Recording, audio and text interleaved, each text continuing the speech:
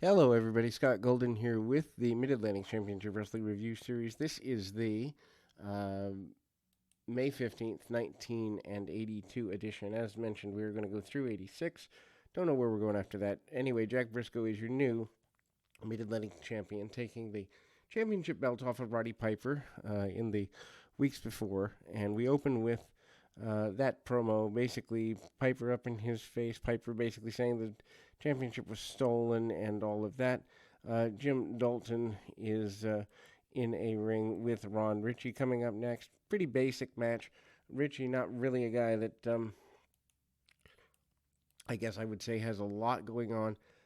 And Jim Dalton, relatively new guy in the area, has done a few basic things there. And but before that all begins, there is a brawl involving Briscoe, Piper, Ivan Koloff, who's returned, and Don Morocco, and all of that. Piper and Morocco have aligned even here in Mid Atlantic. Um, Jack Briscoe wanting matches, he gets torn up. He's unhappy. Morocco basically um, already aligning with Piper a little bit, doing a bit of heelish stuff and being dissatisfied there. And I mean, ultimately, you do get some basic stuff. Jim Dalton and Ron Ritchie is your first matchup, which is pretty basic. Dalton manages a couple of top wrist locks, basic maneuvers. Ron Ritchie has been around a bit more and is able to slide into some hammerlocks, arm bars, and the like. Super basic maneuvers, almost like a babyface versus babyface match. Neither guy really established. Both have primarily been used as enhancement talent. Not that there's anything wrong with that. Dalton a bit more aggressive, also cranking on submission style maneuvers along the way, and some Irish whips and duck under clotheslines. Big power slam by Ritchie, which actually looks pretty good. The U.S. Championship still held by Sergeant Slaughter. Slaughter claiming that being defeated by Wahoo McDaniels in the previous weeks does not, in a non-title environment, does not make him less of a champion. Slaughter, of course, by this point having been the champion for over 6 months, and so longer reigns in the area, a big deal. Killer Khan versus Vinny Valentino. Khan coming off of time in the WWF. Andre the Giant, Fred Blassie, his manager, of course, Andre the Giant, his major feud of that 1981-82 era. Khan going to work pretty aggressively, punches, kicks, and actually cranking up on almost a key locked wrist lock, among other things. Khan, a bit of a brawler, probably would have done better to have a manager here, but isn't really given much of one. Does hit that diving knee drop that he is known for in the area. Return of Kelly Kiniski. Kiniski talks about the various challenges that are coming and kind of seems a little lost.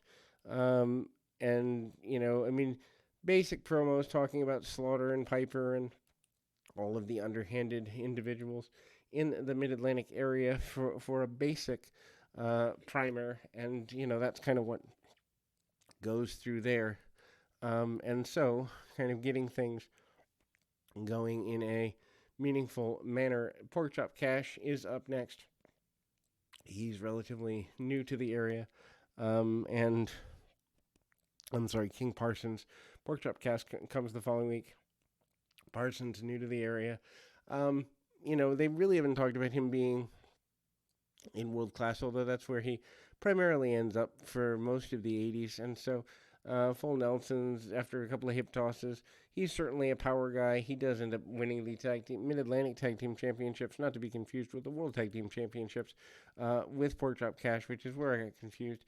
Body slams, elbows to the top of the head, pretty much a brawler.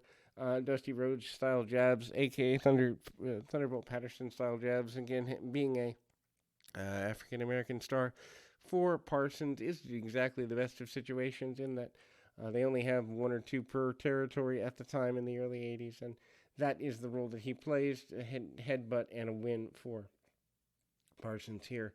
Again, more consistent complaining from King Kong Mosca. Mosca claiming he has not been respected. Piper saying in a promo that his championship belt has been stolen.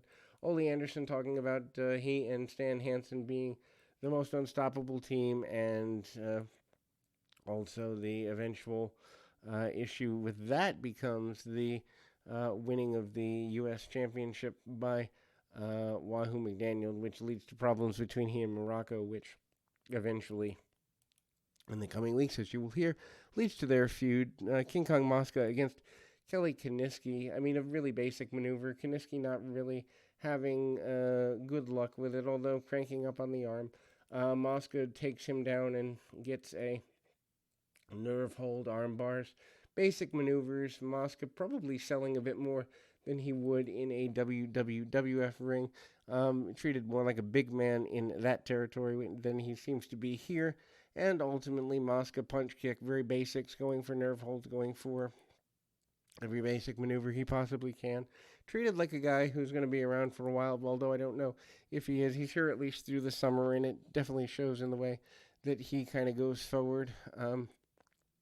I will say, Kiniski is given a good bit of offense and continues strong brawling, strong forearms and the like, but almost a loaded forearm and catches his opponent off guard. Jim Dalton with a promo challenging some of the challenges there. Dalton and Steve Siebert, Enhancement Talents, saying that they are going to get ready for more tag team action, although they never really have a clear feud per se. We go to the next in the series of matches here, and that amounts to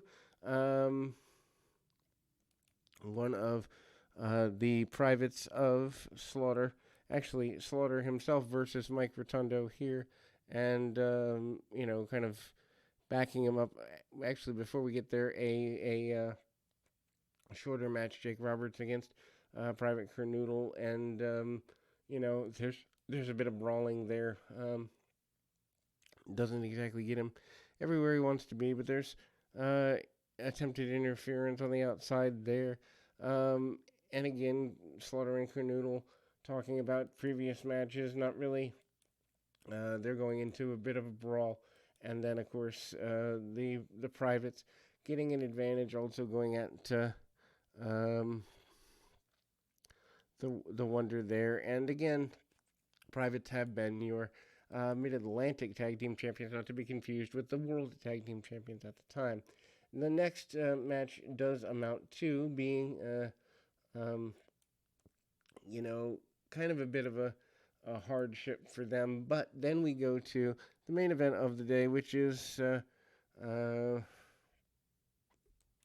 of a back step for the team of Kernoodle and Slaughter, or Kernoodle and Nelson, and then we kind of close that out in that run. And it's Roberts and Weaver that they are facing in that particular match. Roberts gets blasted with kind of a bit of the brawl, but manages to come out ahead with Johnny Weaver in the match. Paul Jones also in the closing promo showing solidarity with the baby faces as we close that particular event. We'll be back with more right after this.